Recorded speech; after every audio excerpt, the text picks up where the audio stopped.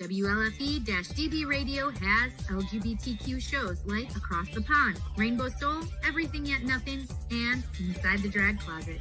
Check out the schedule on WLFE-DB.com. You can even watch them on TV at WLFE-DB.com under LGBTQ Friends, right off our website. Again, it's WLFE-DB.com for your LGBTQ shows and more.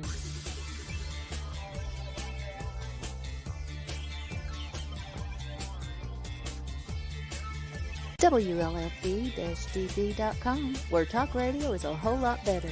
Our shows are your shows, and that there makes for a great talk radio.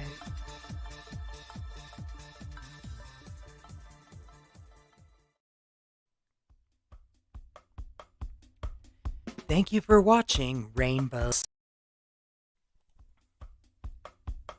Welcome to Rainbow Soul, part of the WLFE-DB network. An explorative discussion about spirituality beyond mainstream religions. Hollis Taylor, author, psychic, astrologer, and alchemical mage, brings their non-binary perspective together with fellow drag king and trans man LeKross Ortiz, a Jewish Taino with spiritual background of exploration that has led him to an atheist perspective. Join these guys as they explore deep and difficult topics, all related to spirituality, offering a queer perspective, an exploration of interesting topics, and engaging guests to help explore conversations for the Rainbow Soul.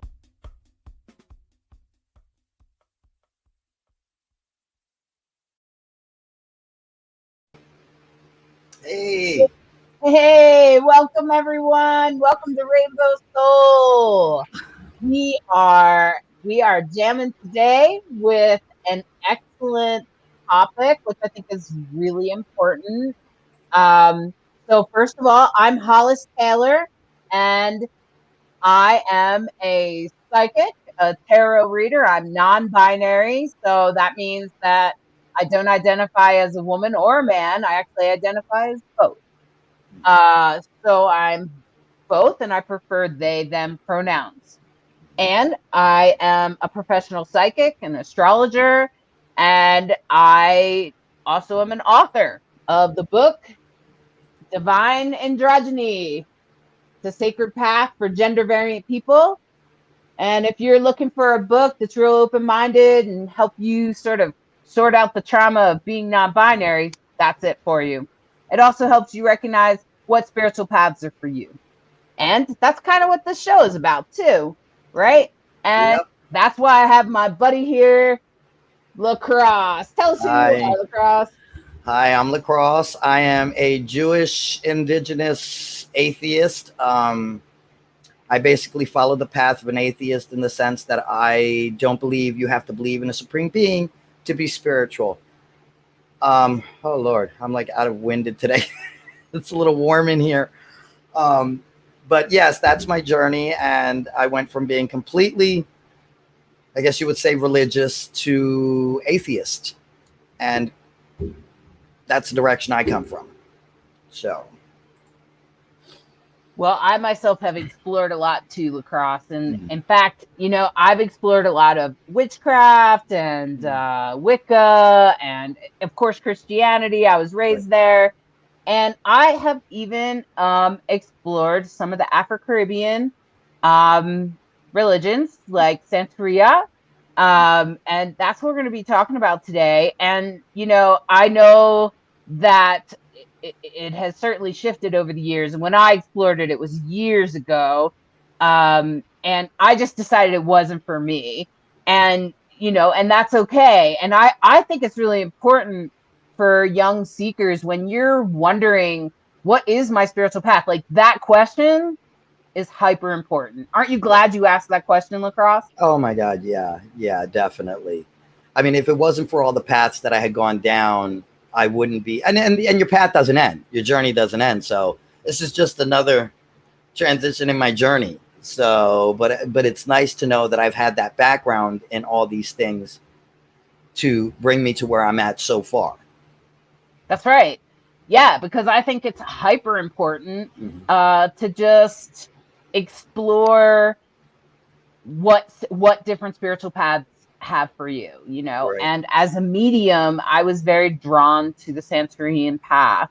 But then after some time, I was like, yeah, I don't think this is for me. You know, I'm a white person and I don't really feel like this is for me, you guys. Right. And that was cool, though. You know, it was no big deal, right? Right. And I think that that's what's important, that all of us, no matter where you are, no matter how old you are, if you have the opportunity to explore something, I invite you to do so and decide for yourself if it's good for you or not. And so one of the reasons I was happy to bring on your guest today, Davie, and you can tell us more about Davie, is because of that topic. Because I feel like there was a lot of belief systems about Santeria that weren't even true.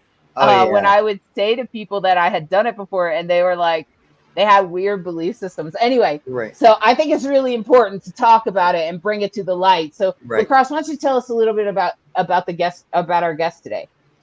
Davie Gonzalez is he's a Santero, but there is also, it's like Afro-Caribbean influences and religious. But the main thing about this is to educate people, and for him to be able to break down all the myths and misconceptions that come with what people believe about this spiritual practice.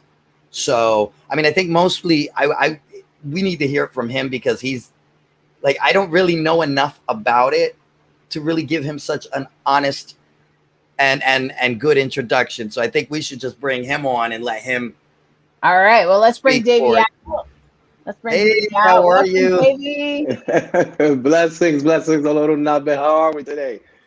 Good. We're good. And today, the main thing is we got to break this stereotype of what people believe and teach them proper language about it. Like I know a lot of people say Santeria, but it's not just that. There's more. Yeah, exactly. Yeah, you hear the word Santeria. Oh my God, Santeria. They do the same thing with witchcraft. Yeah, they get scared and they're like, "Oh, let me not upset that person. They're gonna give me the PPP, you know, or something." Or no, it could be the other way around. Let me upset this person. Yes, true. Yeah, true. There could be a lot of disrespect when it comes to the word Santeria. So, as like I said before, I want to start. I was about to say, why don't you start by telling us who you are? Right. Oh, yeah. Thank you. Yeah. So, as you already introduced me, my name is Davie Gonzalez. Some people call me El Nino. That's due to my godparents that gave me that name for certain reasons. And basically, I'm born and raised in the Bronx, New York City. And I come from, of course, Puerto Rican descent. My parents are Puerto Rican. They were born there. And Santeria, I came to come upon Santeria in New York City. That's where I stumbled upon it. Or rather, they say that's where I was called to it, you could also say. And let me tell you something. In the beginning, I didn't understand it. I didn't even know what I was doing.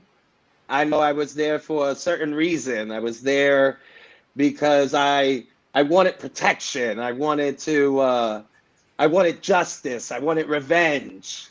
I kind of wanted all the negative things that you would want, you know, when you're a darkened soul or someone that's being misled, maybe even abused.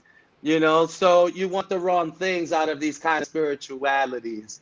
And just moving forward, like I said, I came in looking for that, and I got taught by some really good experienced priests that showed me that it's not the way. Revenge, eye for an eye, that's just not the way. And they taught me the correct way. I heard you saying earlier that, you know, it wasn't for you. and it was something that you just didn't want to deal with at that time after you've seen it. But I would like to hear more about what was exactly that you didn't like about it, and because maybe those same things, those reasons were reasons that I had, and then later on clarified. So that's why I appreciate this show, because today we're here to clarify. Right. Yeah. 100%. Because there's a lot of, like I said, a lot of stereotype and things that come out of it. I mean, my mother explored it a little bit, and it was all about spells and casting and things like that. And I'm like, this doesn't sound like something, maybe burning a candle and blah, blah, and I'm like, it just doesn't look right to me. Like, I don't know what she's doing. Right. I myself was never drawn, only because I didn't know anything about it. So I couldn't say in my perspective that I liked it or I didn't like it, or I know I really am ignorant to most of it. But I know, like, now with learning Taino, how that has influenced, and then understanding the Caribbean, the Christian influence and the African influence, and all these beautiful influences that have compiled into what this is today. So, yeah.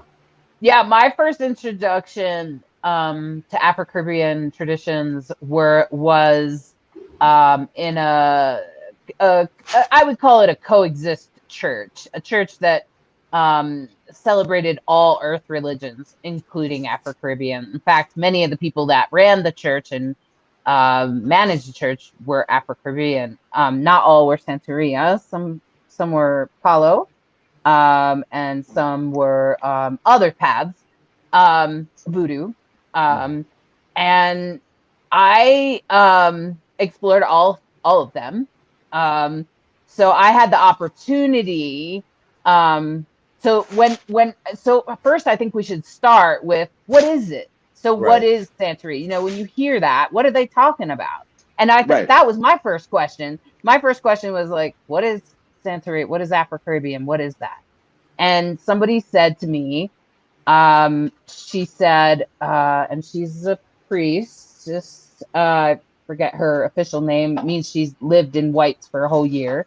I forget what that's called, but this is many years ago. It's when you're going through the Iyawo stage of your initiation. Yes. So she went to the Caribbean and went through some initiations, and then came back and had to live in whites for a whole year. And she told me that it was that the slaves came over and it was mixed, and they were forced. Yeah, the enslaved were forced to hide their religion, their true African religion. And so, because the Christians were there and the Christians were their masters, and so they forced them to be Christian, essentially, like they've done in many other places in the world. And and as a result, this kind of came out of it as a way of sort of having a face of Christianity, but actually underneath it was actually a little bit more African. And so to me, I was like, oh, that's interesting. So that's what drew me in. So do you want to tell us exactly what is Afro-Caribbean traditions? Well, actually, to not repeat everything that you have said, that was pretty spot on. That was pretty good about introducing how the faith got to this side of the world. Meaning this side of the world, we're in the West, and it came from the East, where they say mostly Nigeria, the Yoruba. And the reason why it's called Santeria is a Spanish word. So it just means someone who attends to the saints. So the Orishas, who are our saints, they refer to them as saints, like I said, and so we are now Santeros. We're Santeros, and this is Santeria. But it's really just Yoruba culture. Yoruba culture with the influence of not only Christian but Catholicism, if you want to kind of separate the two.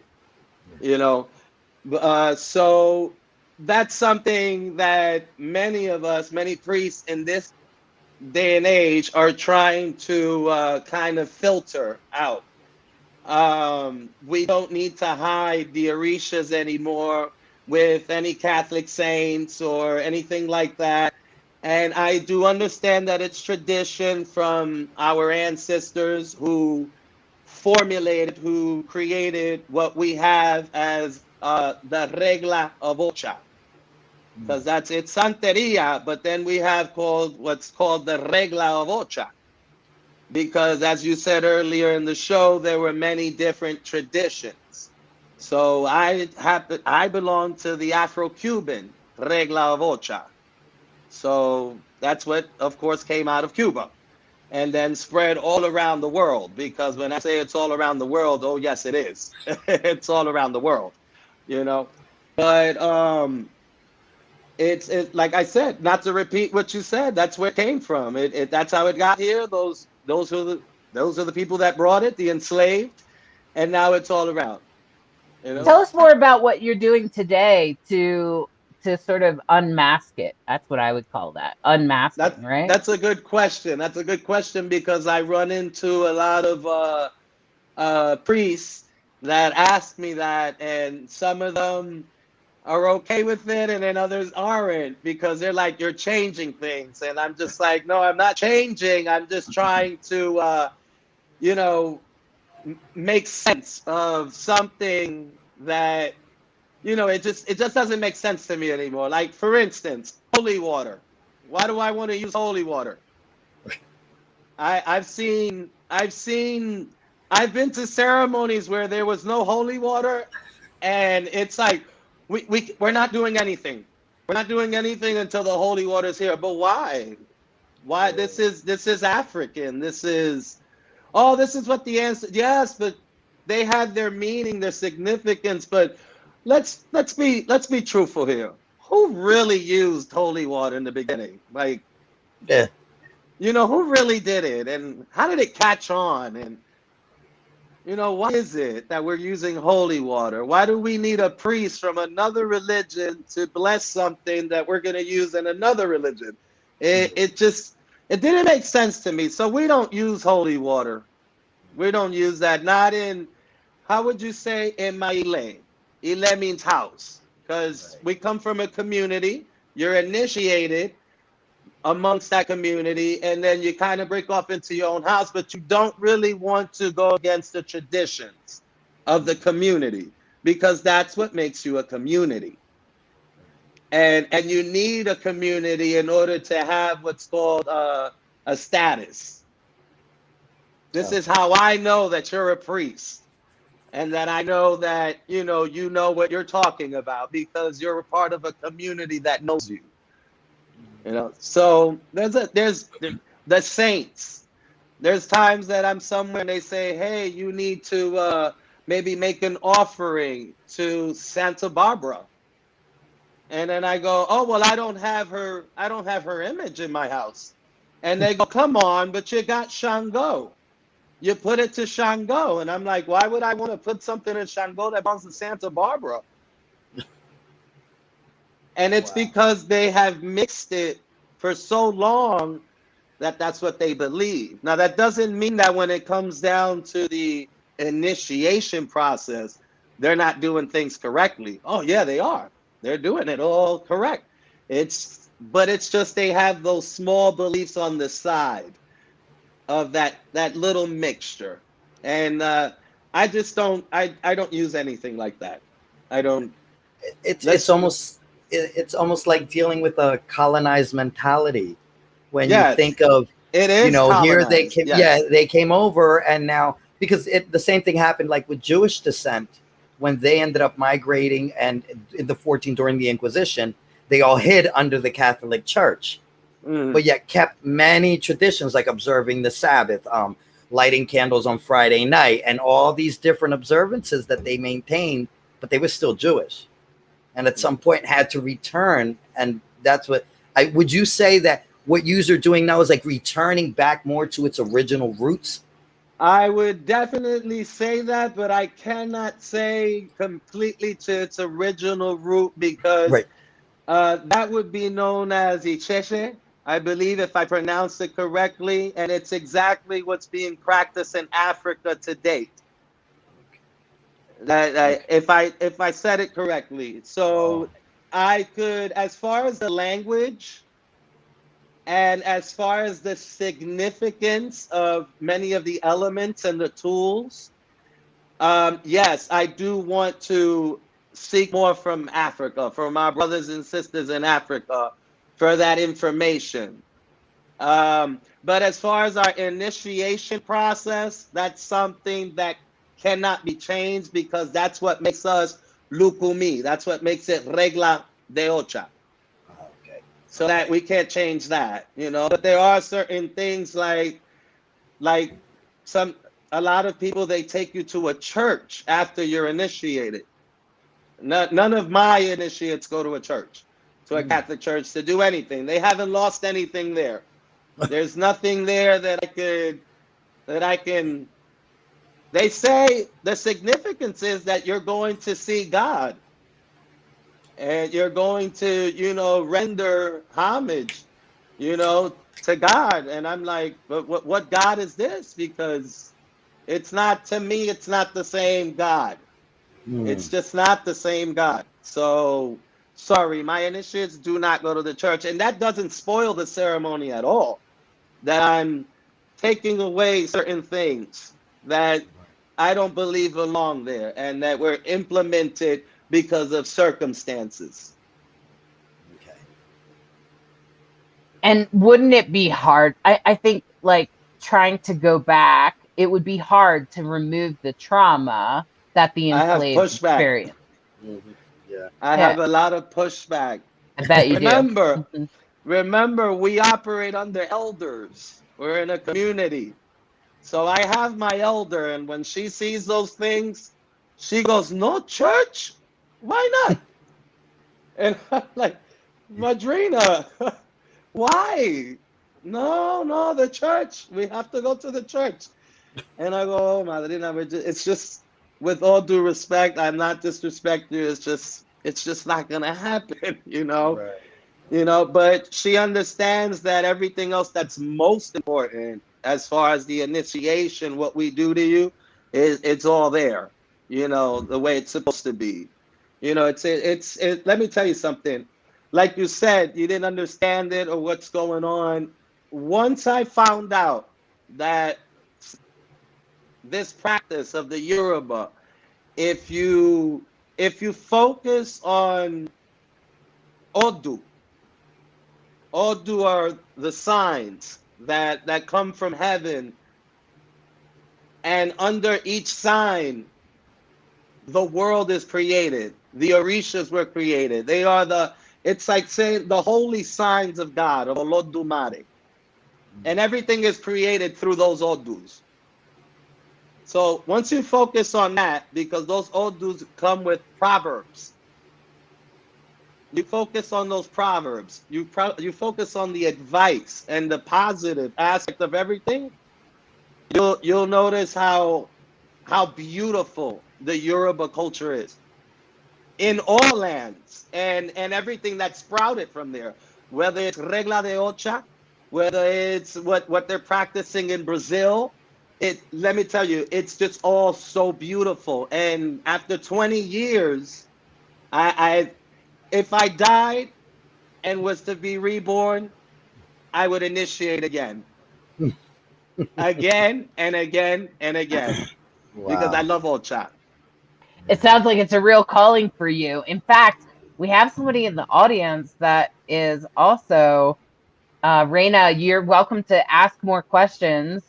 Reina is saying, I have so many questions. Long story short is I've had several readings over the years from and I may not pronounce it correctly, Babalos, priest and Babalo? priestess, I think. Babalaos. Okay. Babalaos. Y- Okay. Yes, yes, Even yes. the Araba of Yaraba. Lagos. Okay. Araba. That's a high position there in Nigeria. Mhm. All come up the same. that I have a soul calling to this. I was also taught that the Pataki of Obatala, and told that being that I have albinism. I also have Obatala's protection, which I believe that's a god, right? Obatala. I'm not sure what all this means for my life yet. I'd love to find an Ile in New Jersey area if that's welcoming. So that's Reina. Well, addressing that, that's kind of what you were saying, is like signs from the divine, right? Signs from the God. When it comes to, oh, I'm sorry. Go ahead.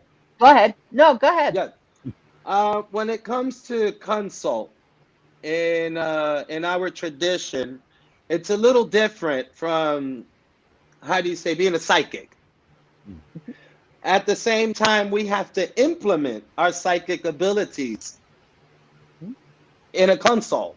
So they say those who were naturally born psychics, they do very well doing consults in our tradition, because it is something on the side that you should have somewhat of. But when you're doing a consult, there's signs, odus. So they cast an odu for her, and this is the information that she received as far as the consult. Maybe there was more, but she's addressing this. She's asking questions about this in particular. Obatala, which is king of the white cloth, as many translate that word, that name, is the father of all the Orisha. Okay, not only the father of the Orisha, but he who created mankind. He molded us. Okay, kind of like the creation story, maybe in other religions, especially in Christianity, when you get molded in clay. Okay, so as you can see, we all come from somewhere. We all come from somewhere. Right. And yeah, so Obatala, the father of all the Orishas, the creator of mankind, is giving her this message. I believe she's trying to say that she may have albinism. Is that what she was saying? Yeah, I didn't know if it was albinism or albinoism. Yeah, albinism. Yeah, yes. Yeah, makes me white. Okay, no matter my lineage. Okay. Albinism makes me white no matter what my lineage is. Okay. Okay. Completely understand. Well, they say Obatala is the deity of that kind of situation now, and any other kind of I don't want to say disability, because I don't believe that's a disability, but anything else that's considered a disability, missing hand, missing leg, one eye. Obatala, for drinking palm wine, created these humans like this, and because of that, he swore to never drink again. So that's something that's very important that I'd like to people understand when they have a misconception about our religion and they say it's devil worship, or it's just negative or whatnot.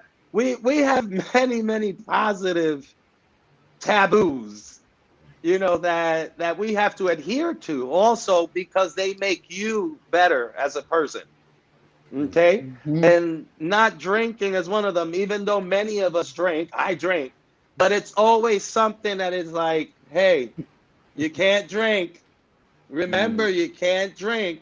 And there's never at least not from our teachings, I'm going to punish you if you drink.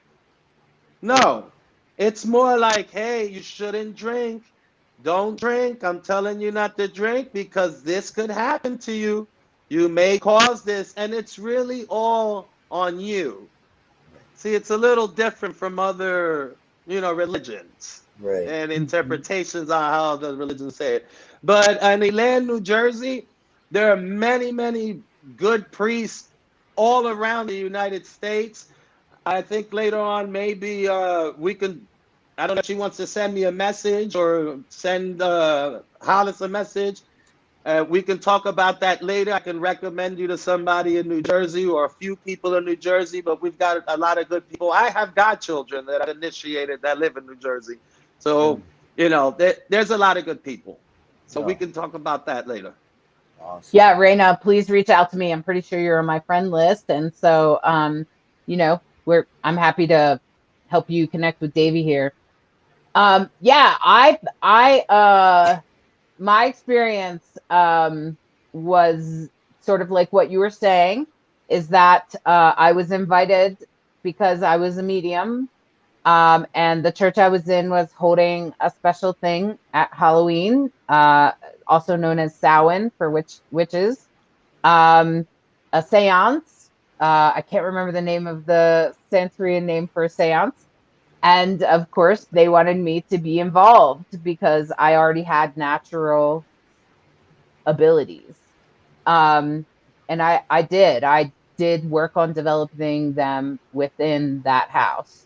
Um, uh, and I didn't, I thought that the best thing about the tradition was actually the honoring of their ancestors.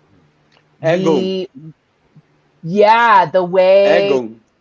the way they teach that. So I'd love for you to talk more about that. Like, I just thought that was the best thing. I was like, oh, finally, somebody got it right. Yeah. So yeah, what we call Egung in Santeria, actually, and I'm not talking about the Yoruba now. See, now we're gonna talk about Santeria as the Regla Vocha in Cuba. It actually splits up into two different worlds. There's two different worlds. You have in Santeria, you have what we call Egung, which they say translates to the dead. More so speaking of the bones. Um, and then you have what's called Mesa Blanca, the white table, where there's a table with a white cloth and there's a certain number of cups of water with a crucifix. I don't want to say how many numbers because that's a whole big other can of worms to open up. But there's glasses of water on this table. And then in that cult, they pay homage to the spirits. It's usually using how would you say in Spanish. The language is in Spanish, using Spanish songs, and maybe some songs mixed with Lukumi, maybe some mixed with Palo, and then there's Catholicism, what we call Espiritismo. Spiritualism. It's like a mixture, but it's of the ATR. Because nowadays I've seen other things on these tables. I've seen, Buddhas, and I've seen Ganesh, and that just doesn't go there. Not in our tradition. It doesn't go there. But more of African mixed with Catholicism is what you'll see there, and get this, with the exception of we also represent our gypsies and what they call Native Americans, which I don't like to say that. I don't like to say Native Americans. Okay. Yeah, and I think gypsies is kind of like a term like the N word. Like, yeah, gypsies isn't a nice word either, but just letting you know. And that's the word that they use. I'm terribly sorry about that. Okay. And that's the word they use. I'm sure. Is Gitana a good word? Gitana is Gitana is basically what that is, but it's that's what they would identify more as, like a Gitano. They were people who went from town to town to town, bringing their medicine and all that, which sadly that's what we get the other term from. Yeah. But that's what a Gitana would be. Right. Yeah. Especially if they were, from Spain. Right. Because that's the influence that we have. So you have that cult, and there's a lot of Our Fathers and Hail Marys mixed with the songs, and it's to call forth the spirits. They do a lot of cleansings. They pay a lot of homage to your guardian angels, your spirit protectors, and then they do investigations to find out who they are. You know, what's protecting you. And I really, really love that cult. Espiritismo has helped me and many, many people all around to develop spiritually and also physically, you know, with what's going on in life, as every religion should be doing also, you know, giving you that positive reinforcement. So then the other cult would be Egu. That's what we use when we're actually doing any ceremony that has to do with the Orisha. We start with that. And what we have in that, the shrine is typically just a stick. And sometimes they'll have a rock. Sometimes. Some places you won't see the rock. Okay. And basically they tap the stick.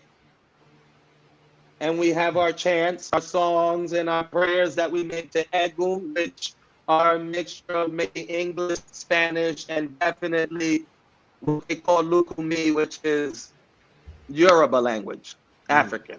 So it's a mixture of that. And basically, you make your offerings there at that shrine where you see that stick at. And it's bigger than that shrine, because even going into Egun, we can get into the death rites of a priest. You know, that's let me tell you something. I've been to when a priest is born, and I've been to when a priest, you know, dies. Those both ceremonies. And even though the one is heavy, the one when they die is pretty heavy. It's you get a lot of sentiment from it. I really like going to those because you learn and you see a lot of things, and you start appreciating what you have, and you appreciate life when you go to the ceremonies of death. Yeah.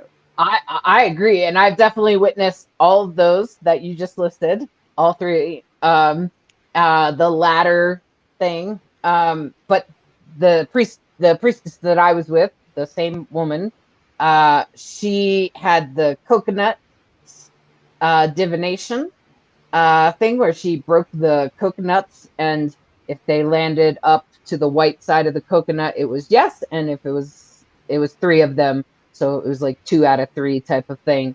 And that's their that was the divination. And the belief was that we were asking our ancestors these questions, that we were asking the divination, or what I would call a form of divination. Yes. I thought it was, and the glasses with the flowers and all that, and the white tablecloth and all that. And, you know, I had whites on and all of that.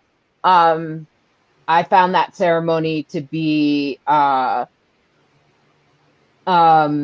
was very empowering to me.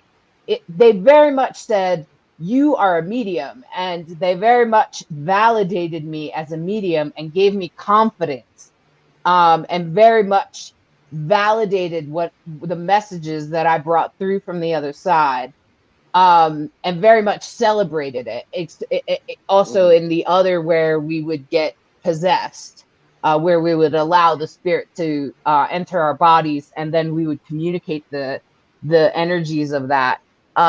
Those experiences with this house were very powerful. They totally empowered me, and totally loved and celebrated me, and I never felt judged or weird or anything, which can feel that way when you're talking to people on the other side and you're claiming to be a medium. You can totally feel like a weirdo. You know, it's easy to feel like a weirdo, but I didn't. I feel like that couple of years with that house empowered me. It empowered me to express myself in that way. I do want to address Kevin's question. Kevin's asking, I think, Kevin, you're asking about Gypsy, and what it is that Gypsy comes, I believe, from Romania, and over there, it's like calling someone, they would use the word gypsy, like using the N word here for Black people. Okay, so like I don't even want to say the word. I think it's so terrible. But gypsy is used in a similar fashion to Romanians, like as a downgrade, as a you're lesser than because you don't have a house and you travel around. You're a gypsy, okay? And so that's why they're using that word. That's where it comes from. That's its origin. And I didn't know this either until maybe I'll have her on the show sometime. I met her. She is from Romania and she lives in Nevada now, but she will be happy to educate you all about that. So maybe it'll be a future show. Okay. Yeah. But back to Davie and Afro-Caribbean. So what do you, a real quick question, what is the biggest misconception or myth that when people first meet you and they react to? Like when you tell them that this is what I do, this is my spiritual practice, like what are some of the like first things, you know? I know we talked a little bit about it, but I mean, I know people have probably went terrified, maybe even running, because it's just such a...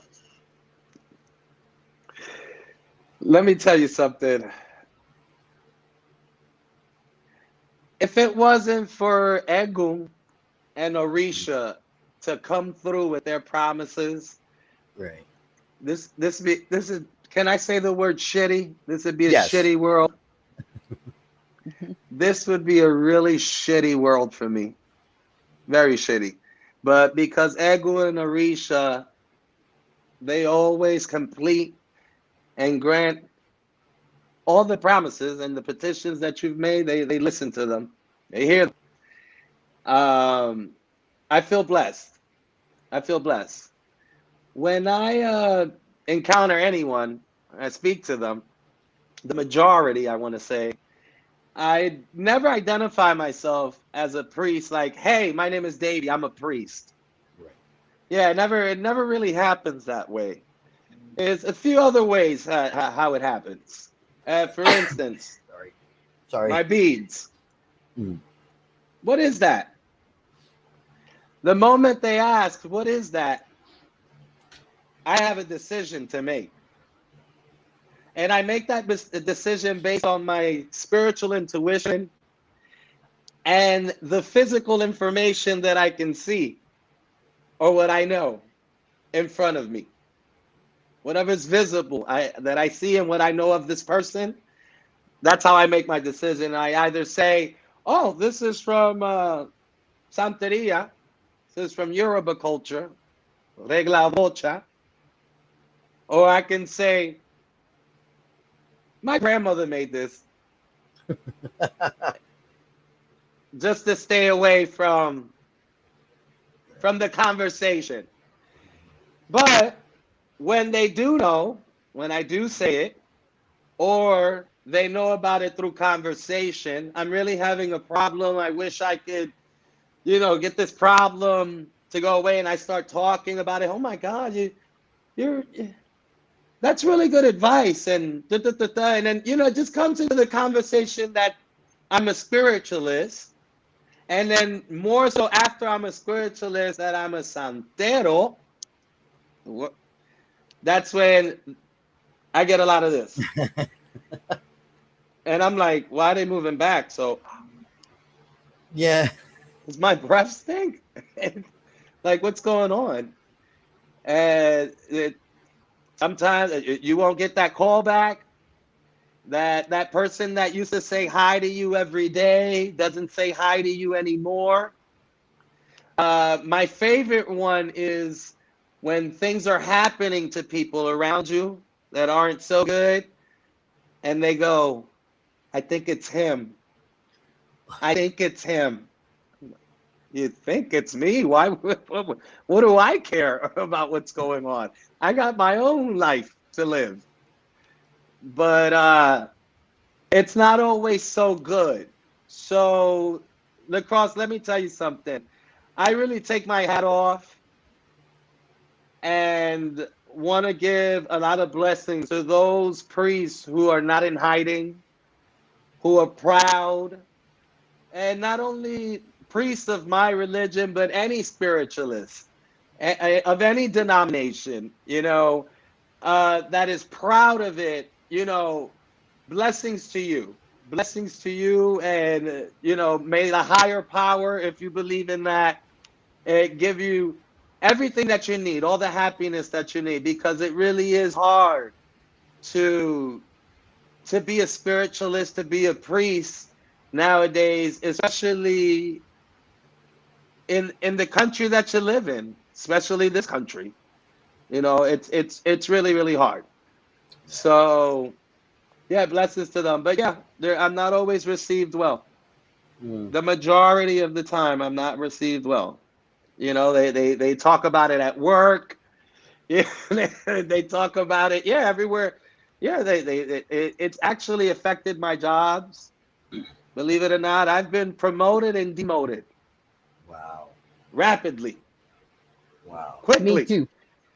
And I think that's what it is they're so scared of like the voodoo or the African. Well, no, I don't want to say voodoo. They're scared of the African. If you were to just say you did the whole Catholicism side, then they'd be okay. But once they hear that African influence, it puts fear in people. It's intimidating to people, only because they don't want to learn, they don't want to understand, they don't want to comprehend. They want to sit there and have their idea of, oh, this is bad. Oh, malo, malo. Instead of asking. Yeah, exactly. Research. Right. All you gotta do. It's so sad. It's so sad to see that, because it is. I just went to New Orleans and found out that I think they're Benegambi tribe ended up in New Orleans, and I had done my DNA, and turns out I have Nigerian and Benegambi and Guinean. So when I went there and ended up becoming a pilgrimage, and I just like dove into just the information. Now I don't practice because of the whole atheist thing, but I can appreciate it and respect it and see the beauty of it, and seeing them, down there, I think they call it hoodoo. And it's just such a beauty. It ended up becoming a pilgrimage. And people, if they were to just be more embracing and look at the beauty instead of thinking, oh, they're going to curse me or something, I mean, don't you have better, like you said, you got better things to do than be cursing people. Right. I don't have the money. I don't have the funds to buy things to be trying to curse people or anything like that. And plus, when you practice correctly, you don't need to curse people. I found out. I found out, mind you, I first came into the religion for that. And then I found out that you don't have to curse people in this religion. I'm not saying that I have never, defended myself. Right. But no, it's not really the practice. It's not the thing here in my house. We're a lot more into prayer and cleansing, and things do restore. Yeah, the way they should. Yeah. So does your tradition believe in, so like for me in witchcraft, they have the same assumption that I'm going to curse them. Okay. But the thing is about that is that, yeah, I could do that, but it would probably come back to me somehow in a way that would suck for me. Well, that's a good question. Do they also, I'm asking you, does Afro-Caribbean, do they also believe that? If we're going to talk about Espiritismo, Mesa Blanca, which I have seen this in many houses, Espiritismo, Mesa Blanca, there is no cursing. I've seen horrors. I'm like, where did you get those prayers from? They just made them up, prayers, and try to implement them. And Espiritismo, there is no cursing, especially if you're practicing through Allan Kardec. Kardec is a name that you will hear very prominent in Espiritismo as far as what we practice, Mesa Blanca. And if you get into Allan Kardec, you'll see that he was not into anything like that. And it's actually prohibited. Okay, we're not even supposed to feel happy for anything bad that happens to our enemies, according to his teachings. Okay, and that's true espiritismo. That's true spirituality. Then when you move on into Palo, which I have been initiated into Palo for over 20 years, and I have initiated many people. Palo has its balance. It has its balance. What we have in Palo, we have a saying that we say, we swear on good and we swear on bad in Palo. And when I first heard that from my Tata, which that's the name of the high priest, the father of the house of Tata, he had to explain that to me because I was already influenced so much by espiritismo that I didn't want to hear anything bad. So what am I swearing on bad for? And when they explained to me what it meant, I'm a person, I criticize, and I like to investigate and research things, okay? It made sense to me. And still now, after 2 years, it still makes sense that we all have to swear on good and swear on bad. Because there's gonna be a time where you're gonna do something that you really don't want to do, but you need to do it. Now, that of course that's in a broad statement. We would have to go into that to explain that, but more so, you swear on good, you swear on bad. We don't let no one come into our house and put their hands in our cookie jar. Not in Palo. We don't do that.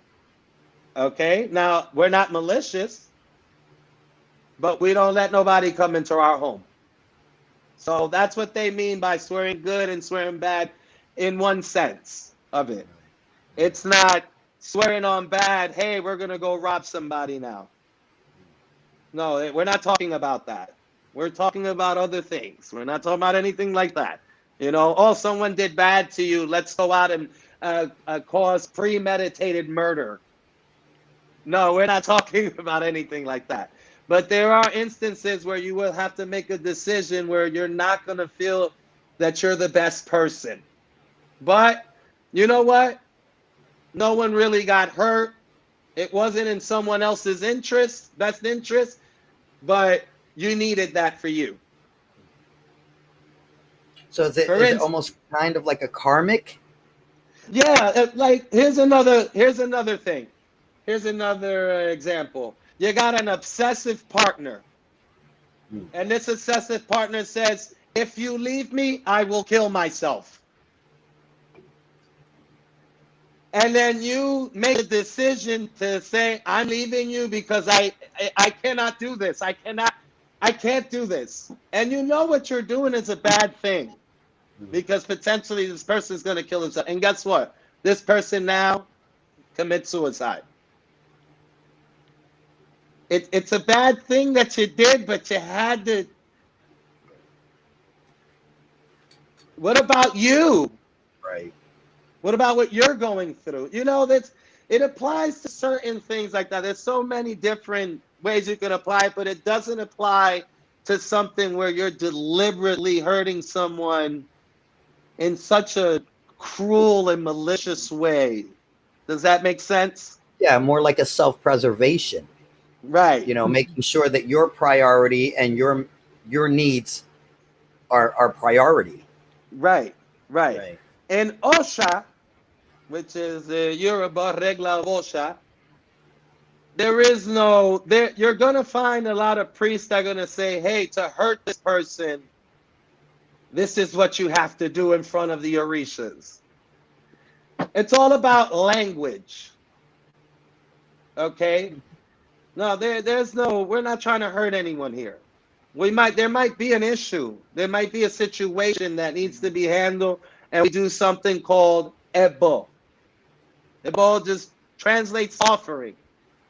We make an offering to this Orisha in hopes that with the faith that the Orisha is going to listen to our petition and take care of whatever situation. But it's up to them and God to choose how this situation is going to play out. And that's why we're making that offering, that at bull. Not making it bull, you're making an offering. You're telling the Orisha, what I want to see is this person die. I want them suffering. I want them. That is not Ocha. That's not Ocha. That's not in our practice. And many priests practice like that because of the misconceptions. They have been around people that maybe weren't that much good of heart and did a little mixture of things. But we don't want to pray for that. Some priests will tell you you can pray for that because these deities in their stories chopped heads off. They speared people. They did this. They did that. Yes, yes, those are the stories. But go and chop somebody's head off right now. and tell the judge that it's in your religious story. Yeah. Right. I think a lot of that, like, sort of that belief that people put on Afro-Caribbean traditions and even witchcraft comes from Hollywood. Hollywood. Like they make some crazy stories up in movies and shit. Are we allowed to talk about Hollywood here? Yeah, we can talk about Hollywood. Yeah, and but for that's me, a deity all on its own. I agree. I mean, the balance. I get the balance. I'm more of a karmic Buddhist person, but I get what they're. I know that most Afro-Caribbean people are not going around cursing people generally. They may, if there was some sort of personal interaction with that person that didn't go well, they may try to send some energy off to you. But if you are right with your own divines, whatever that is for you, it won't hurt you. That's how I feel. I feel that even if they perceived me as the enemy, because I broke up with a voodoo high priestess, and I know for a fact that she sent very not nice things my way. But but I knew she did. I knew she did because she had the blood on her hands. Okay. And that's okay for her to do that. She needed to do that with her divine, it was with a her release. Spirituality. She released that. That's right. She needed to release that. And it's not going to hurt me because I'm okay. I'm following my divine path. I'm doing what I'm supposed to be doing. She was mad at me because I decided to travel the country and help elderly people. So, I knew I was doing the right thing. Right. Exactly. It happened. It happened. Yeah. Hollis, let me tell you something. You could definitely hurt yourself trying to hurt someone else. Yeah. Yes. That's 100%. And like you said, if you're protected or divine, you're going to be okay. But let's talk about those who are not spiritually inclined and have less of a protection from divinities and spirituality if you believe in those sort of things. A lot of those times you can do bad witchcraft to them, and based on the situation, the issue, and the spirit is like, what are you sending me to do to who and why? And upon these divinities, upon their own investigations, they might not hurt that person. They just come back and hurt you.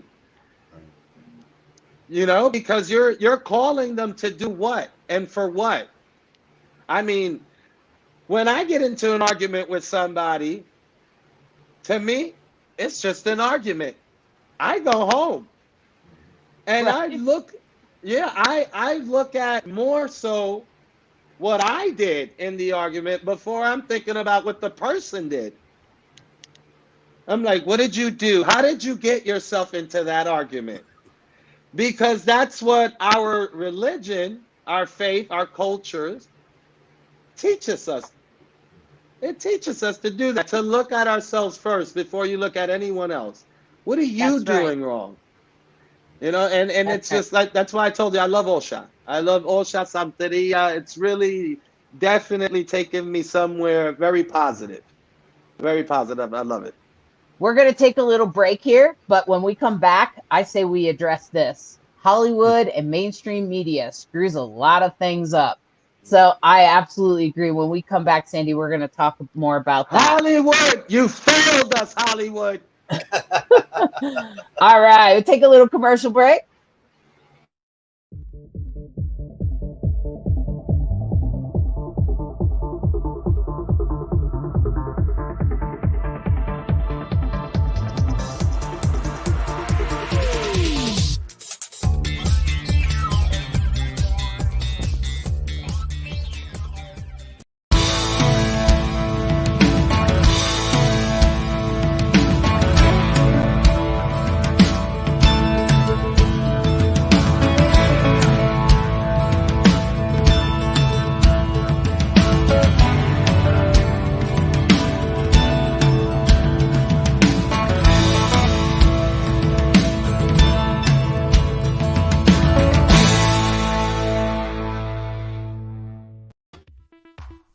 WLFE Digital Broadcast Network is on TV.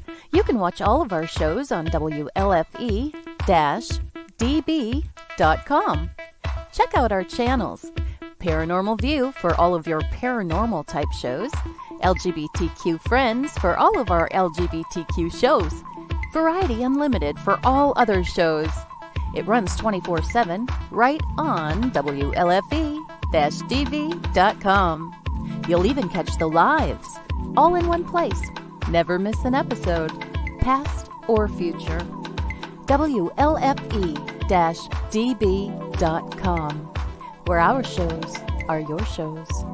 Search for your favorite shows like Where's My Sage, Inside the Drag Closet, Across the Pond, Everything Yet Nothing, Paratalk Radio, Step into the Paranormal, The Creepy Parlor, Just Cindy, and more.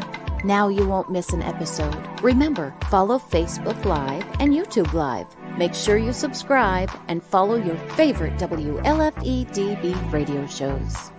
You can find our shows where you listen to your favorite podcasts, like Spotify, Amazon Music, iHeartRadio, and more. WLFE-DB Radio is looking for podcasts to join our family. You don't have to fit any strict genre.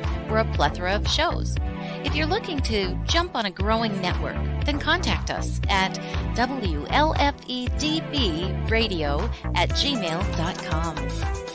Wow, Amazon Music just got a whole lot better. Your favorite shows from WLFE-DB Radio can now be found there. Yes, we are on Amazon Music, found under podcasts. Download the app, find podcasts, and search all of your favorite shows. Shows like Where's My Sage, Across the Pond, Everything Yet Nothing, Skeptical Help Bar, The Creepy Parlor, Just Cindy, and much more. Now you don't have to miss an episode ever. Amazon Music is WLFE-DB radiofied.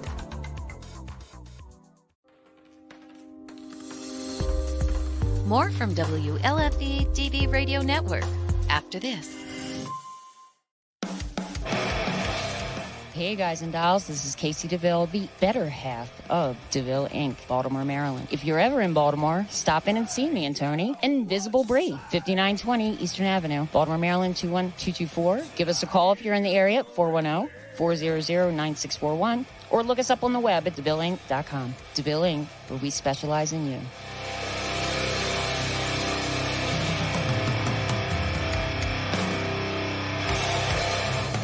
Oh yeah, life just got sweeter now that WLFE-DB has merchandise.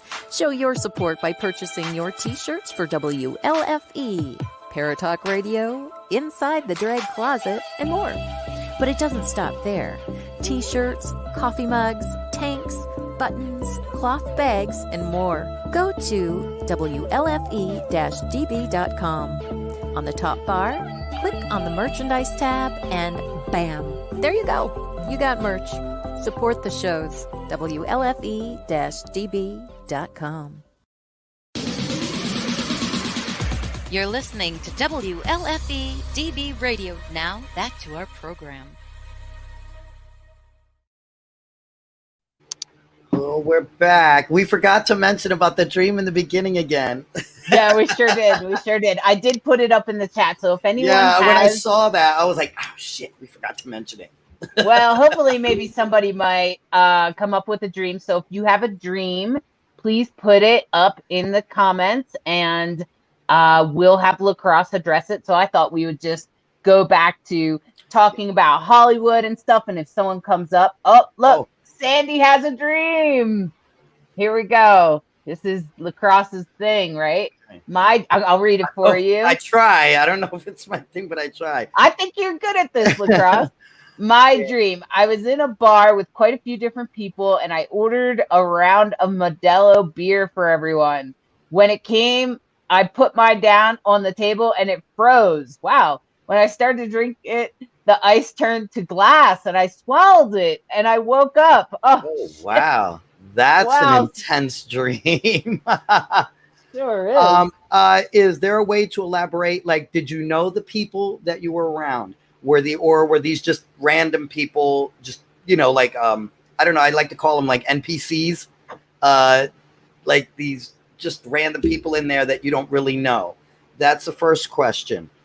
Put it to your mouth and it froze. That speaks like that tells me you're freezing and you're not speaking what's in your mind and what's in your heart. That tells me that it's freezing, and then you swallow it back and you want to say something, but you're like, oh, no, and bring it back. And I don't know if that's something that you struggle with. Okay, they were all different races and sexes. That makes total sense. I think you're really struggling with speech and speaking your mind and fear of maybe hurting someone or offending someone.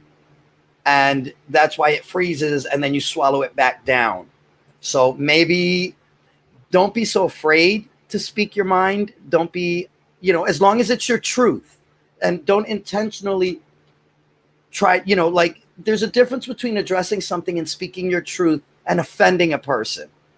There's a way to speak to people and just say, hey, I don't agree with this, or this is just not cool with me. And is there a way we can work through this? So I think, that could be that you're freezing up and you're not just speaking your mind. The fearful thing is that if you do keep internalizing it, it will work itself out. Physically, some way, shape, or form, it's going to come out sideways. So it is better to just let it out from the beginning than to keep it in. And then, God forbid, it redirects to someone else who had nothing to do with the situation or issue. So that's what I get from that. I hope that was helpful. I think that was well done. Well done. I didn't even think that, like, I was trying to figure out why it froze for the longest time, and you just figured it out. So great job. The fact that she swallowed glass, though, that totally would freak me out. Yeah, that's what I'm saying. It comes back, and then it'll, you swallow it, and it'll start doing internal damage. Because if you eat glass, what's going to happen? Right. You're not going to live through that. So we have to speak our truth, my friends. We not only have to speak it, but we have to hear it from others too. And so, I'm totally with you on the throat chakra thing. I actually got a hand-done tattoo in a ceremony on the back of my neck to help with my throat chakra. I totally get it, Sandy.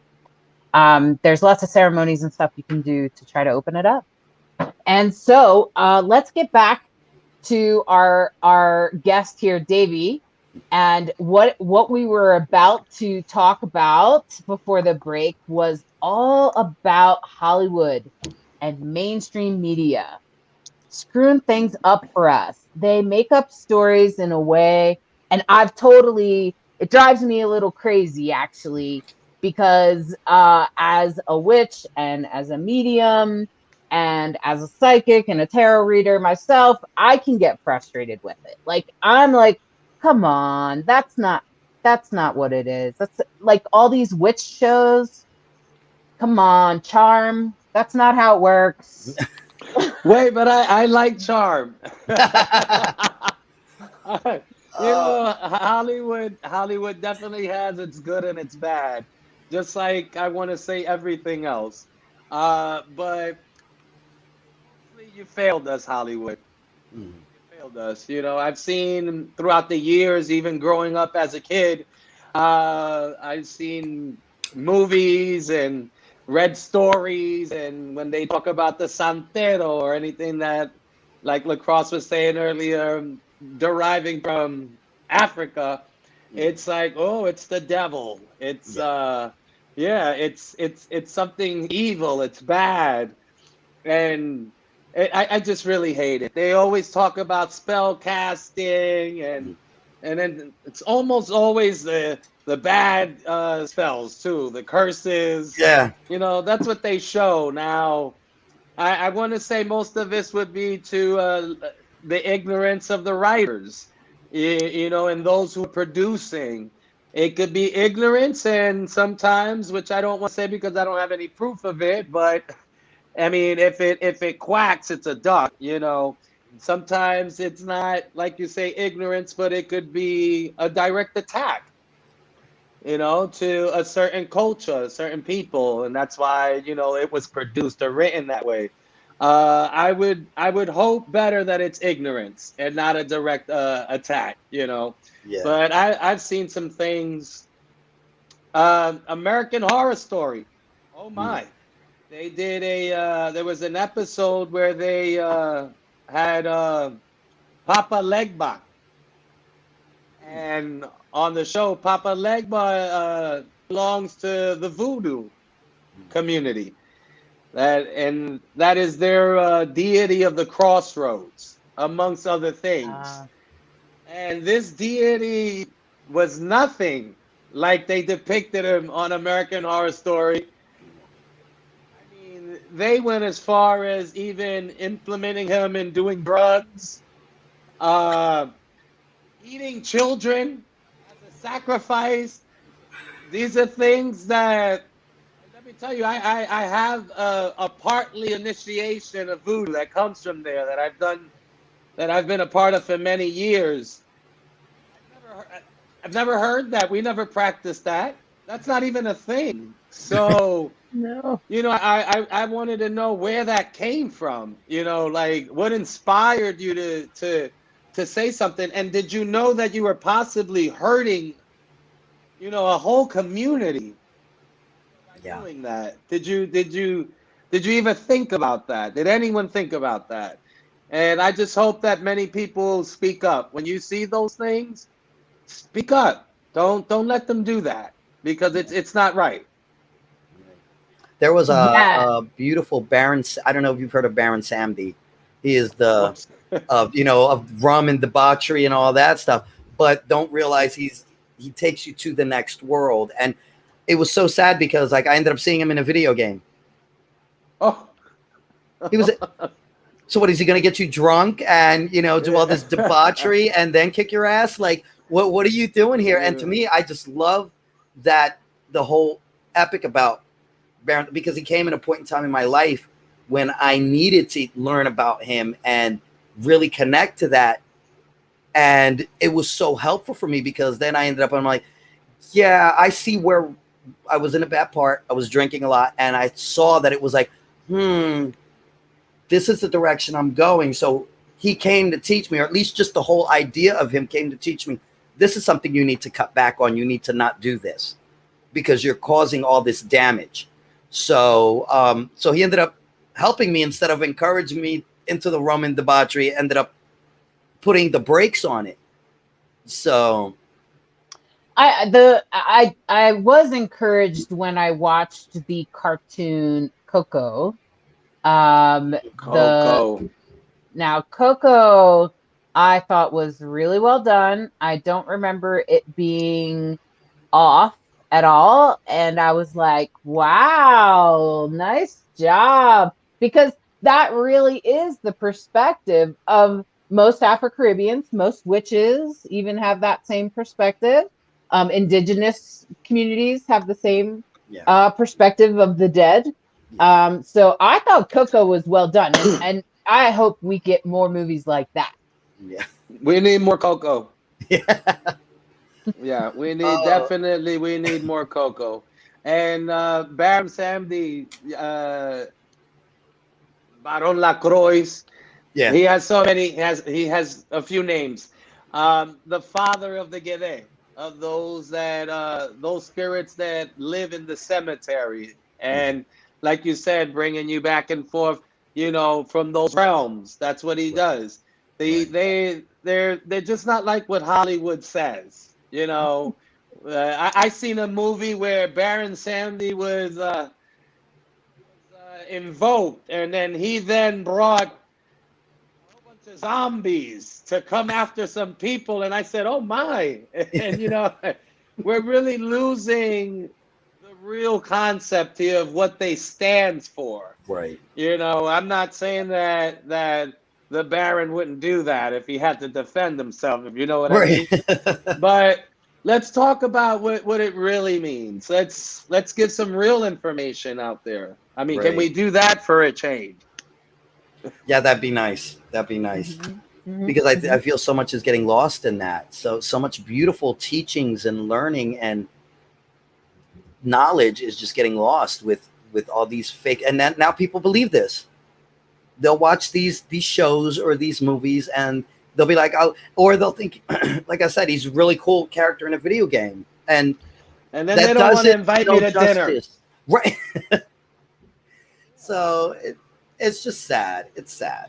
But it's much like this hat, which is actually featured in a video game. That's why they made it. But the number 111 is considered a spiritual number. It means you're on the right path. That's why I wear the hat. But it's not because I play that video game. I don't even remember what it is. And it's like they took it and made it. They used it in the video game and people didn't even know what 111 meant. And I'm like, do you know what it means when you see 111?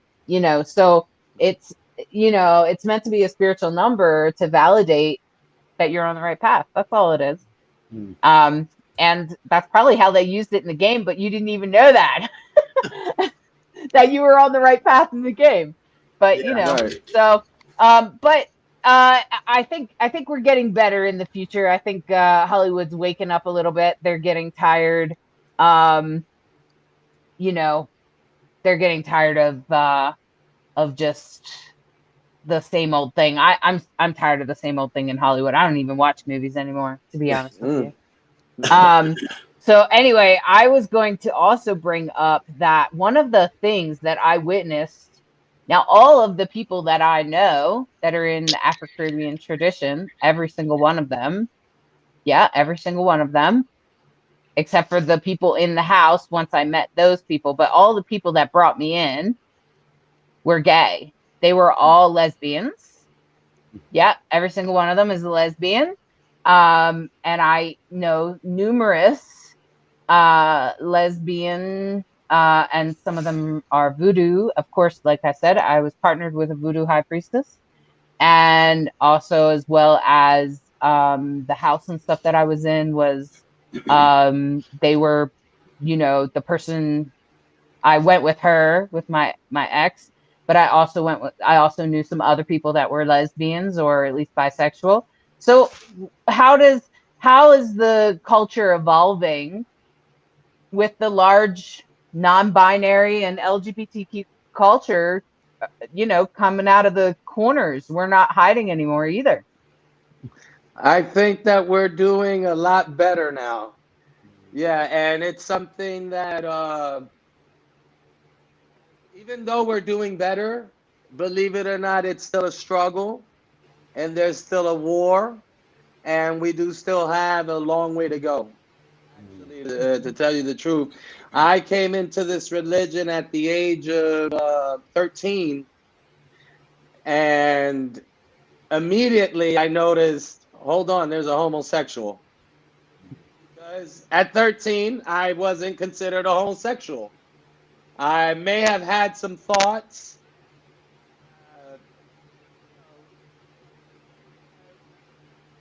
Act on them.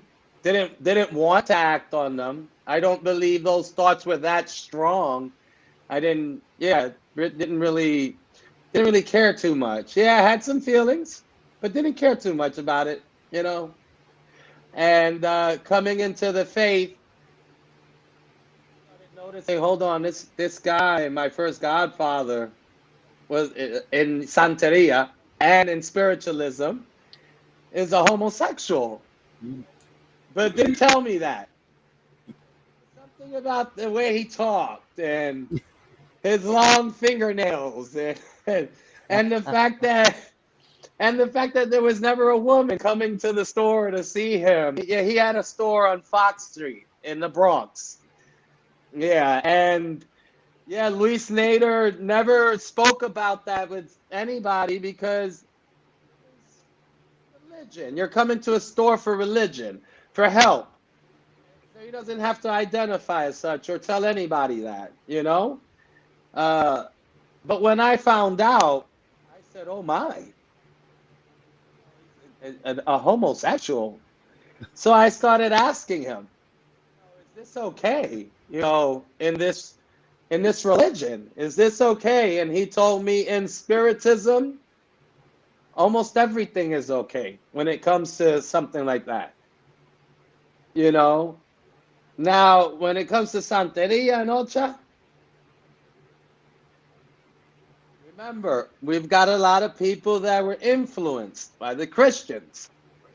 So you're going to see a lot of made-up stories that they want to, you know, push in there. Say, hey, we have these stories, and they're talking about homosexuals in here, so you might want to take a look at this. You know, no, I don't want to look at the story. I want to know who wrote it. That's what I want to know. I want to look at the story. I want to know who wrote it, where it came from. And then we'll talk about the story. Most of the time, you won't get an answer after you say that, you know. But according to my godfather, many people, homosexuality, of course, in Santeria, is allowed.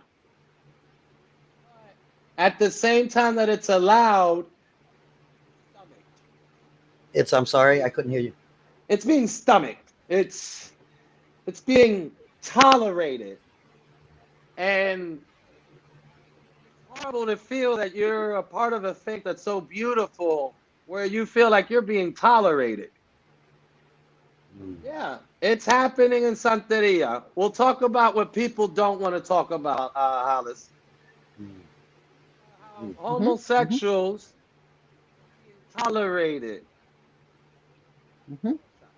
When I first came in, there are orishas called Eshu, Ogun, Ochosi, and Osun, which are known as the warriors. There are many places where a homosexual cannot give those orishas to anyone. And when you ask why, they say because you're a homosexual. All right, but why? Because you're a homosexual. They don't really have something extensive. Or they'll pull out one of those stories that I told you about, those patakis. They shove that in there. And they tell you that a homosexual cannot give those orishas. I mean, with no real reason. Just simply because you are a homosexual. A homosexual cannot be a babalao. Homosexual cannot be a tata, a palero, and be in the faith of Palo. No real doctrines, no real teachings about why. They try to say that, what are we? Used? Came back to the world. I love it. No, I love it when they say that we reincarnated incorrectly. Yeah. We reincarnated. Wow. We're not aligned because I'm in a man's body. Should be sleeping with women. I'm supposed to be sleeping with women, but because I sleep with a man, I am not aligned. Wow. Who makes this shit up? Right. Where does this come from? It's The once again Christians. the colonized Believe it or mentality. They're not the only ones. Believe it, the Christians aren't the only ones. So this is definitely coming from different places, Right. even outside of Christianity. It's coming from different places, but let me tell you something. I've never been more aligned in my life. Right. And I don't think that me liking men, which I'm bisexual, and even most recently, I think I'm even identifying as pansexual. That's Recently, I just said to myself, "Hey, I think I'm a little pan here," you know. But either way, I don't believe that I'm not aligned because I have an attraction towards the same sex. I don't think that has anything much to do with my spirituality. I don't think so. I'm not saying that spirituality is something that never plays a role in that, because sometimes it can. It can. But I don't think that's the case with me. I'm just a person that, if I like it, I don't want to be held to a certain standard. I don't want to be prohibited, especially when it's something that is not hurting anyone. It's not hurting you. It's not hurting me. It's not hurting society. It's not doing anything. I'm just in the pleasure, acting out in my pleasure. exactly. And Yeah, if you I'm go pretty back sure- to what you said, oh, go ahead. I was just gonna say, I'm pretty sure most of voodoo doesn't care. Voodoo until you get to a status called boko. Oh, really? Okay. I've always heard that. Now, I don't know if there's other people that practice differently, but in Haitian voodoo, from the people that I've known, they've always said, "Hey, Hungan, Mambo, Hosipweng," all these different statuses, but boko, really into homosexuality and that kind of priesthood. That's what I've always heard. Now there's always one that pops out and says, "Hey, I'm here," but Right. and show yourself. We'd like to see you. Just like in Ocha, there's always a babalao that pops out and says, "I'm gay," and they try to give you a story about how they were initiated before they were homosexuals. Come on now. Come on now. Let's be serious, okay? And If there's if there's any out there, please contact Rainbow Soul. We'll have you on the show. yes, and we would like to hear from them. Let's hear your experience and what you have to cope with and everything that's going on in your life ever since the neighbor, the friendly priest here that was friendly, found out that you're a homosexual and now you're in this position of religiously. But yeah, there's always a few here and there. Like, look at me. I was initiated into Paulo before I ever even acted out on my homosexuality. But it wasn't even long after I was initiated that I did. It wasn't long after, and it was always there. And guess what? They knew it. Oh, they knew it because, we do consults. The first thing we do when you enter is we got to do a consult. And they told me in my consult, "Young man, there's something about you that you might be fighting with, not coming into terms with. It's going to come out and okay."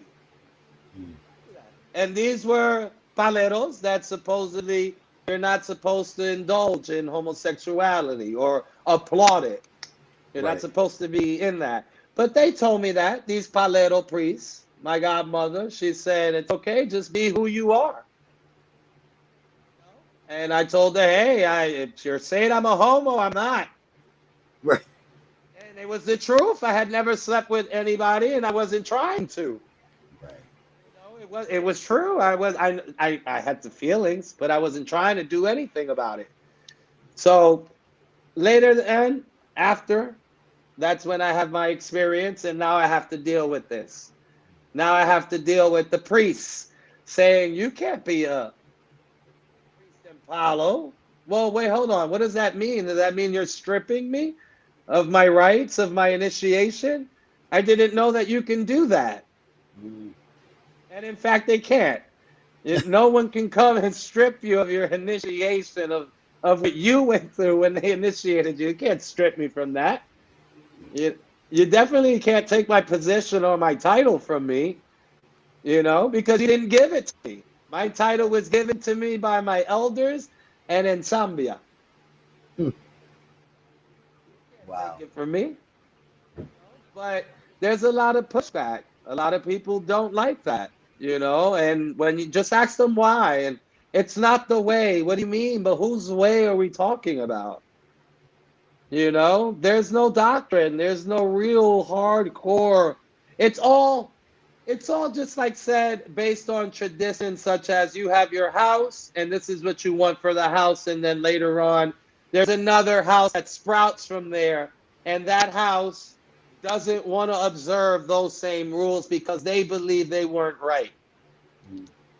And this is how homosexuals began to initiate. Those who did it openly, because there's always someone that's being initiated that's a homosexual, and they're not acting out on it. They're not telling anyone, and it's not coming out in the console, but it happens.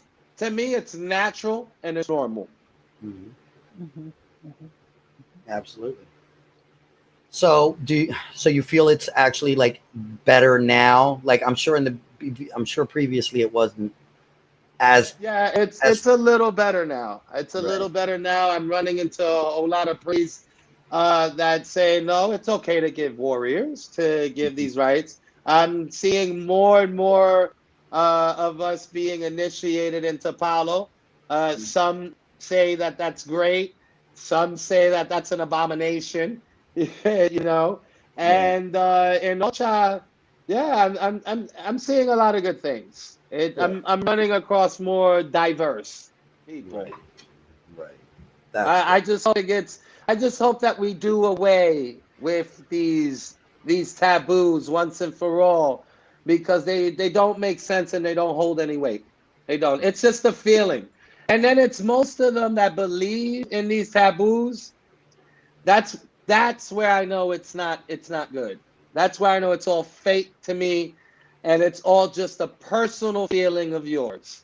There's something inside of you that says, I don't like homosexuals. Something inside of you. So I'm going to push for these rules.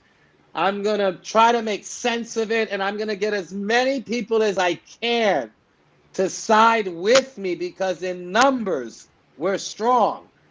And I'm just gonna exclude you. Right. Why? Because of your attraction that you have for the same sex. I'm gonna exclude you because you're different. Well, guess what? I'm not so different anymore. There's a lot of us. There's many. And there's more of us are coming out. The house I was in Washington, D.C., and I don't know if you know anything about Washington, D.C., but it's very gay. Oh, yeah, I've been, yes. Yeah, and so there was that house was, I almost every person I knew was gay. So I have godchildren in Washington, D.C., and I know very few priests, but I have godchildren in Washington, D.C. So, and I've been there, so I know how it is.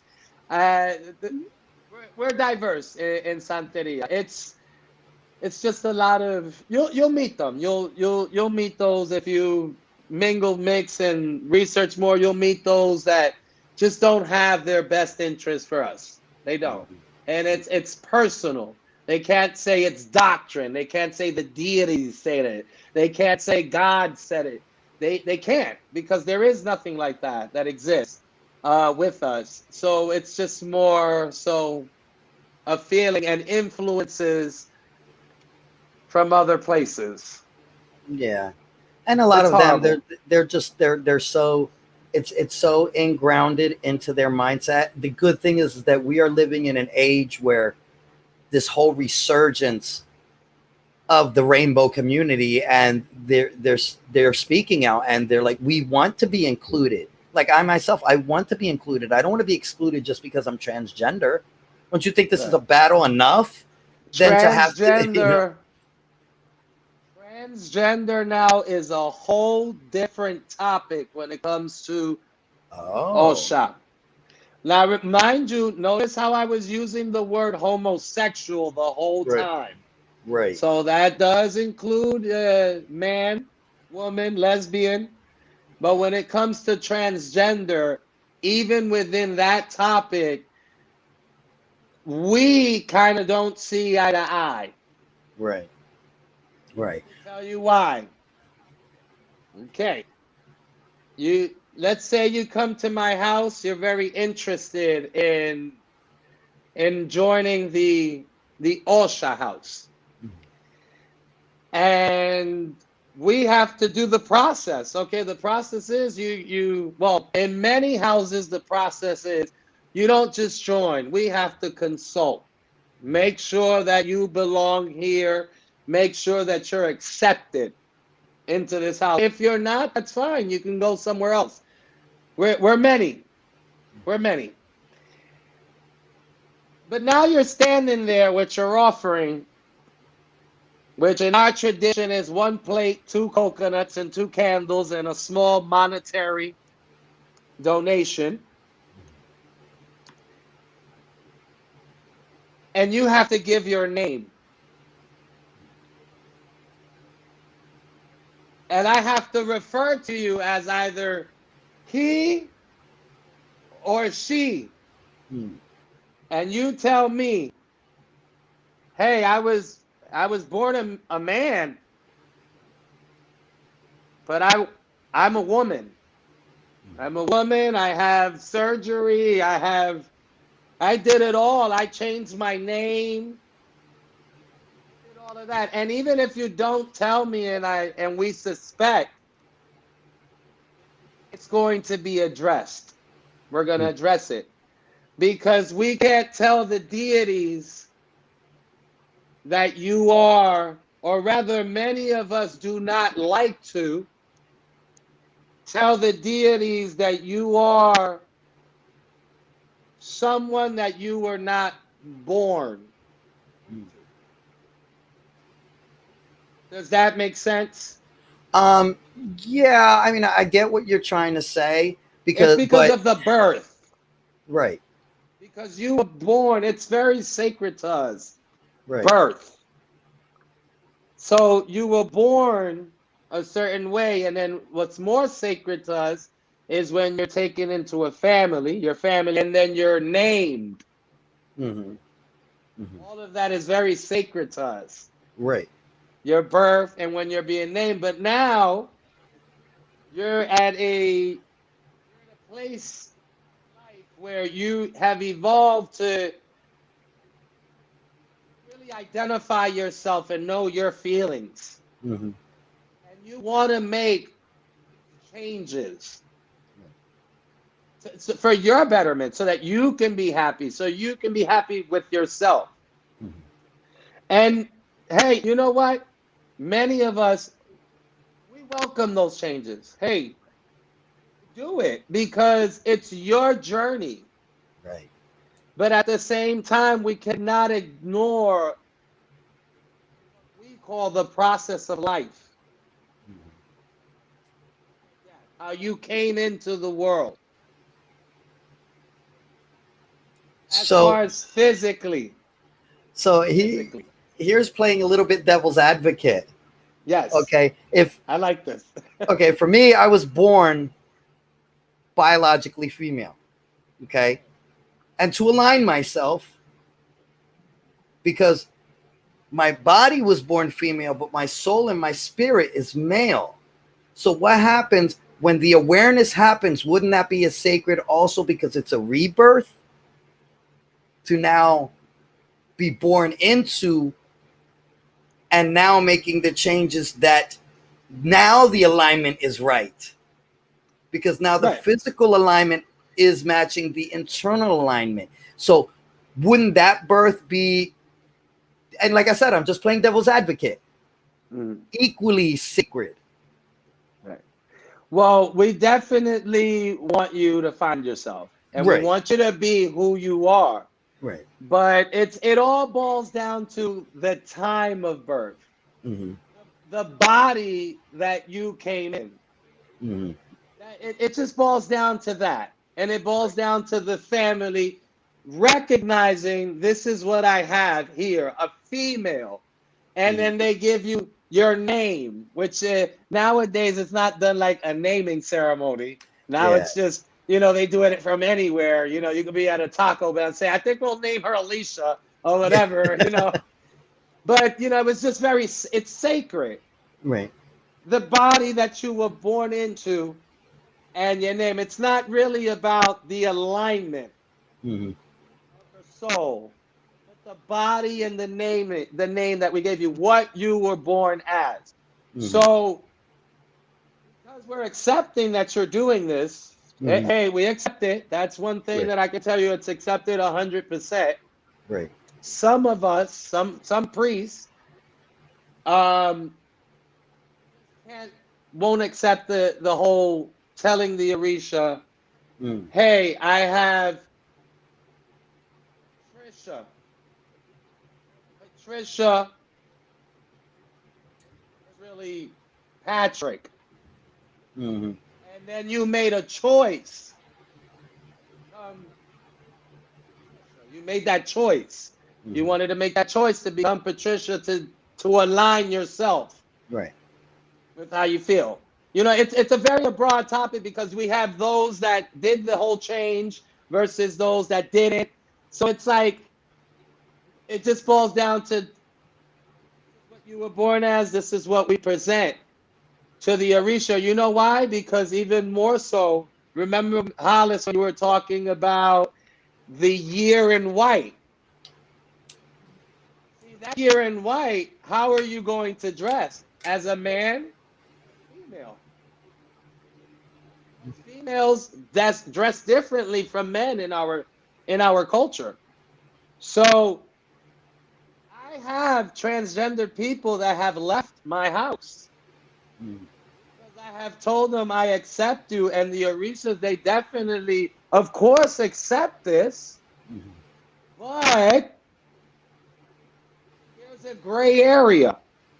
And that gray area is that during that year, you have to dress what you were born as. And I got people that tell me, oh, I'm not doing that because I'm not a woman, I'm a man. And I go, I understand that. But if I ask you, were you born a man? Or were you born this? What would be your answer? And your answer would be, yes, I was born this. So that means you recognize how you were born and what your gender. You recognize that. And no matter how much you go for the change and you say you feel this, you're always going to feel what you're born as. Because I don't think I know any transgender person that doesn't recognize who they were before the change. Yeah. So here's the thing, Davie. Remember at the beginning you asked, I wonder why you didn't join the house. So the thing is that that in my experience, the entire tradition and a lot of the people in it are very binary thinking. Right. And at the time, I was also exposed to the radical fairies. And the radical fairies are Wiccan witchcraft, but they're also very queer. They're radical. And they believe that by being both or neither or crossing over, that actually makes you a god. Because now you have the experience of both masculine and feminine, either together or neither, or experiencing both sides, however you were born. And so this person was asking, how is non-binary and intersexed individuals handled? I'm not sure about intersex, but in my experience, non-binary is not seen. It's not heard. If you say they, them, people that speak Spanish don't know how to handle you. They don't know what to say. They're like, you can't be both. You have to be one or the other. And it's partially because of the language, Yeah. and because the Spanish language is very binary anyway. Yeah. Even if you're not talking about gender, if you're just talking about a table, okay? And so it tends to have a gendering to it anyway. And so intersex people, I'm not sure what happens if someone is intersex. An intersex person is a person that is born both, that their genitalia is born both. Are they forced to choose? Well, when it comes to that, which I haven't met many, I met one person only in my entire life in the religion that had both sexes, and I was like, "Oh my God, how did you deal with that? I mean, how Yeah. are you dealing with this?" Right. And she told me that she identifies as a woman, and she tells you her reasons why she identifies as female. Which, hey, by looking at her, which that's I don't like to say things like that by looking or but by looking at her, I want to say this is what appears also to myself to be a female. It's what my perception of a female. The reason why I say I don't like to say that is because I'm like in between when it comes to identifying people. I don't like to say men are strong, women are not. Yeah. Men have muscles, women don't. I don't like to do that because that's Right. not true. It's Right. not true at all. I've seen so much mixture that it's like it's not even true anymore. I think the only difference right about now between men and women are just genitalia. To tell you the Right. truth, because I've even met men with breasts, Sure. so it's like, of course, not the same function, but those are breasts. Right. Right. And But science has actually found like dozens of sexes. They found that although your genitalia may appear to be one or the other, your actual DNA could be something else, and also your hormone levels could also indicate that you're trans. So I believe that non-binary people are born this way. And so that was one reason I didn't join, and here's the other one. This person, Raina, saying, what about lineage? Do you have to come from a particular lineage to have a calling for this? I feel I'm white. Look at my skin. I am white. I am white as white is. I'm so white. I'm obviously from Europe. My lineage is from Europe. And I actually felt like I was cultural appropriating. not at So all. that's how it felt to me. It didn't Well, it then didn't sit well in here. you were in the wrong place, I want to say. Maybe you really were in the wrong place. I always tell everyone, hey, when you come to Osha Santeria, if you don't like a house for certain things, please don't be discouraged. There are many other houses, many other priests that come from the same community and the same lineages that will attend to you and teach you how this is done. I have plenty of white godchildren, Yeah, Caucasian. there was plenty of white people in the house I was in. I have plenty Yeah. of them, and let me tell you something. One of my best students is Caucasian. Mhm. One of my best students is Caucasian. I'm so proud of him. And the color of his skin and where he comes from is never an issue. We never even talk about that because we don't have to talk about that. This is spiritualism. We're talking about, how we can better ourselves through this art, this form. Now, when some people do discuss, but the ancestry, shouldn't he be doing something of his ancestry? Hey, we never really know what our ancestry is. I mean, Do you really know everyone that's in your bloodline? Will you ever know every single person that's in your bloodline? You probably won't. You know, so sometimes, we're mixed. As you said, LeKross said she has Nigerian in her. Yeah. So it's you don't know what's gonna pop up in your lineage. Some Caucasian got kids that have, like I said, don't like to call it Native American, but indigenous. Right. They have that in them. They have, believe it or not, African. No way, there's no African in me. I'm white, Padrino. And I go, hey, this is what your test results say. Take it or leave it. Yeah. You wanted the test. You wanted to figure this out. So that's what they're telling you, that there's a small percentage there, like us from Africa. But either way, white, black, Chinese, it doesn't matter what color you are, where you come from. Osha, Santeria, Regla de Ocha is for all. Yep. It's a tradition. It's a way of living. It's And not I think, specific. I think most houses are like that, Raina, by the way. I think most houses don't care what color you are. No, it's that they're not supposed to care. They're not supposed to care because it's, like I said, it comes from the Yoruba. But the Yoruba is just one part of Africa. Yeah. But as you grow, don't you believe that the belief would spread? If it spreads, it's going to spread to people that may not come from your blood, that are not the same color as you. And now you're adopting not something that you have like a birthright to because of color or because of, it started there, but because it's culture. It's tradition. We say the word of God is coming to you. Really has nothing to do with it. You're good to go. Well, and that's the beauty. And I think that the Afro-Caribbean will probably eventually figure out what to do with non-binary and intersex people. They'll probably be forced to at some point, because there's just so many of us. And I believe it's the evolution of the human race. I mean, we deal with it fine just now. We deal fine with it just now. It's just there's, you got a tree of apples, and not every apple is going to be tasty.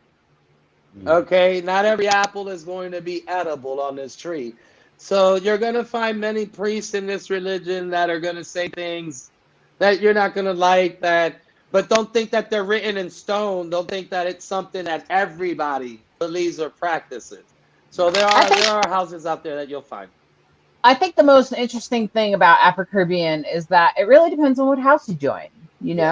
My ex, I don't know if she actually does, but she probably runs a voodoo house or something. And you could probably join her house, and she wouldn't care if you're intersex or non-binary or whatever. That wouldn't make any difference to her, right? Right. She's lesbian, right? She's a lesbian, so she probably wouldn't care. And she'd probably see it as magical, or she would probably lift it up and celebrate it.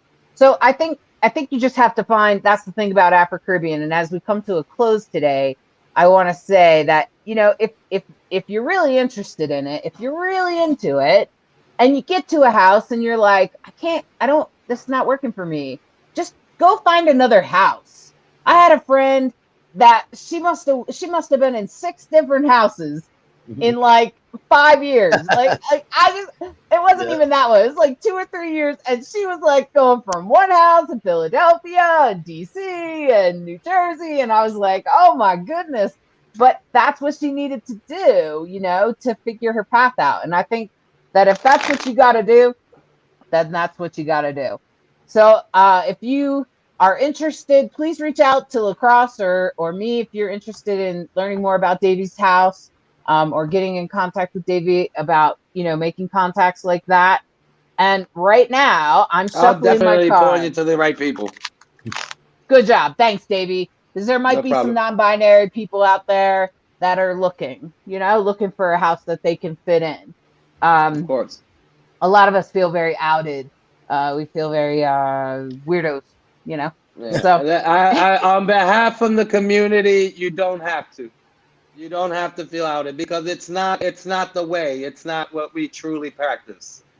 It's not. No. No, most of the time, most houses want to be as inclusive as possible. Yeah. So today I'm doing a reading with the Love is Love deck.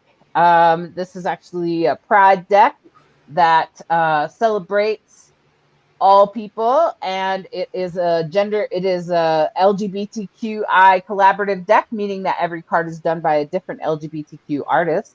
And so I'm doing a reading today, and today's reading is for everyone watching now and later. So whoever you are watching, if this calls to you or resonates with you, please take exactly what messages I have and take what you like and leave the rest.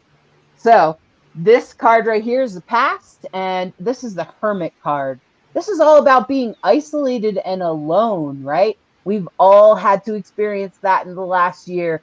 We've all spent some time alone. We've all had to isolate in some way.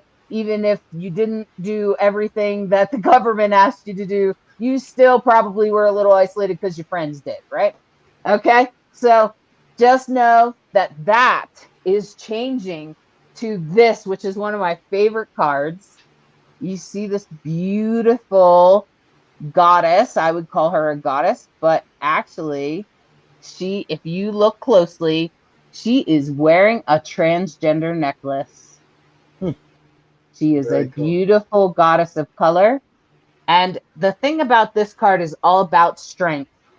And it's interesting that it is a woman of color, because I believe that because of the things that people of color have had to come through, that has actually made them stronger. And that's what this card is all about. And infinity. See that infinity symbol up there? And this is also one of the strongest creatures in the ocean. And as a result, and of course, the lion is a very strong creature, right? And so this card is all about strength. Know that the isolation that you have experienced, that right now you are stronger than you were last March of 2020. You are stronger now because of the crap we've been through, because of everything that has happened. And let me just say, that as you step into your future, you step into the future, this beautiful, I'm pretty sure this is a trans man. This is the King of Wands. And this trans man is so freaking amazing because he is on a journey. He is on a journey. It is just that. So know that you are on a journey, that you have maybe come through some major isolation, whether you isolated or your friends did, or the world did while you still did whatever you were going to do. And here's the strength card. You've learned a lot. You are stronger now because of it, because of what you've been through. And as we move forward, embrace your journey. Be in your journey. Be part of your journey. Reflect your journey, whatever that looks like for you. If that means you explore the Afro-Caribbean traditions, well, then please. If you turn a different way like I did, that's okay too. Everyone is celebrated. We love you just the way you are. You are perfect just the way you are, and you are a reflection of the universe. You are made as a perfect, unique individual by the divine. I assure you that your uniqueness is exactly as you're supposed to be. You are perfectly imperfect, just the way you are. Thank you for watching Rainbow Soul. Thank you, Davie, for coming on the show. Thank you for being part of this beautiful manifestation. And thank you, LeKross. Thank you, LeKross, for bringing this and doing your dream interpretation and bringing great people to the show and being part of this. We appreciate you. Yeah, and thank you all. I mean, Davie, it's just so beautiful seeing you again. At least now, actually seeing you and talking is just so nice. You'll catch me. I gotta make a trip up there. Yeah. Well, where are you at now, real quick? I'm in Texas. I thought so. Okay. Yeah, Cooper's Cove, Texas. Yeah, I'm here. I took the show to Texas. All right, there you go. Right. There you go. Well, thank you so much for coming on the show. It means volume. And Hollis, as usual, an amazing reading, and thank you. Thank you. Blessings to all. Thank you for watching Rainbow Soul, part of the WLFE DB Network. a queer perspective on spirituality beyond religion. We appreciate you sharing the show on your timeline. Follow us on social media of your choice and join our Facebook group, Rainbow Soul. We want to hear from you. Share your topic ideas for Hollis and LeKross. Explore upcoming shows and interesting guests. The Rainbow Soul Facebook group, where we build community of questioning seekers. Rainbow Soul, where spirituality is our medicine.